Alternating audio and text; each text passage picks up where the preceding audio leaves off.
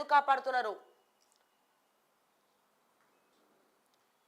దయచేసి కొంచెమైనా పని చేయండి సార్. ఓట్లు వేయించుకున్నందుకు తెలంగాణ నాగం పట్టేయకండి. ఒకవేళ ఇక్కడ కర్మ ఏదో ఒక రూపంలో వెంటాడుతుంది చెప్తున్నా. రఘునందన్ సార్ అరెస్ట్ అయ్యిండు నిన్న. ఎంపీ రఘునందన్ రావు గారు నిన్న అట్లీస్ట్ ఆయనన్నా పోతుండు గిరిజన రైతుల దగ్గరికి. ఈ విషయంలో మెచ్చుకోవాలి మా రఘునందన్ సార్ని. మా రఘునందన్ గారన్నా గిరిజన రైతుల తరపున కొట్లాడడానికి పోతున్నాడు. నేను అరెస్ట్ చేసేదేదో.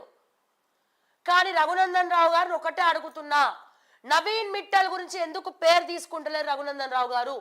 ఒక్క పేరు తీసుకోండి. తంబు వేయకుండానే ఎట్లా మార్చేసినారు రికార్డ్స్, ఎట్లా డిజిటలైజ్ అయిపోయింది.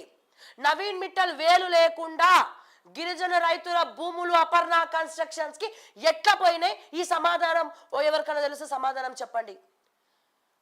అట్లీస్ట్ మా రఘునందన్ రావు గారన్నా గిరిజన రైతుల దగ్గరికి పోతున్నందుకు చాలా సంతోషపడుతున్నా. మిగతా వాళ్ళు ఎవరో పట్టించుకుంటలేదు. బీఆర్ఎస్ అయితే అసలు చూస్తలేరు వాళ్ళ వైపు. ఎందుకని? దీంట్లో హరీష్ రావు కూడా ఉన్నారని చెప్తున్నారు.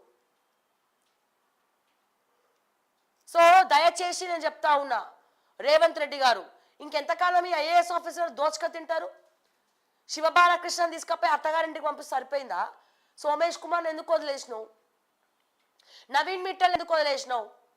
అమయ్ కుమార్ని ఎందుకు వదిలేసినావు? ఐఏఎస్ శరత్ని ఎందుకు వదిలేసినావు? వీళ్ళందరూ హ్యాపీగా ఉద్యోగాలు చేసుకుంటున్నారు కదా, ఎందుకు వదిలేసినావు వీళ్ళందరూ అడుగుతున్నా నేను. ఇంకా చాలా మంది ఉన్నారు. సంగారెడ్డి ఆర్డీఓ రవీందర్ రెడ్డి, నీ పాపాలు పండుతున్నాయి రబై. నేను చెప్తున్నా కదా, నీ పాపాలు పండుతున్నాయి. అండ్ అట్లాగే ఎంఆర్ఓ పట్టంచేరు, అమీన్పూర్ ఎంఆర్ఓ, వీళ్ళందరిగా దొరికిందంతా దోచుకో, ఉన్నదంతా దాచుకో, దొరికిందంతా దోచుకో, ఉన్నదంతా దాచుకో.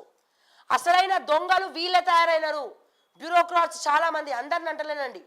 నీతి నిజాయితీతో ఉన్నటువంటి గవర్నమెంట్ ఉద్యోగులు చాలా మంది ఉన్నారు తెలంగాణలో. వాళ్ళని లూప్ లైన్లో పడేసి అవినీతి పరులను ముందరికి తీసుకొచ్చి కథ నడిపించేటువంటి ప్రభుత్వంలో మనం ఉన్న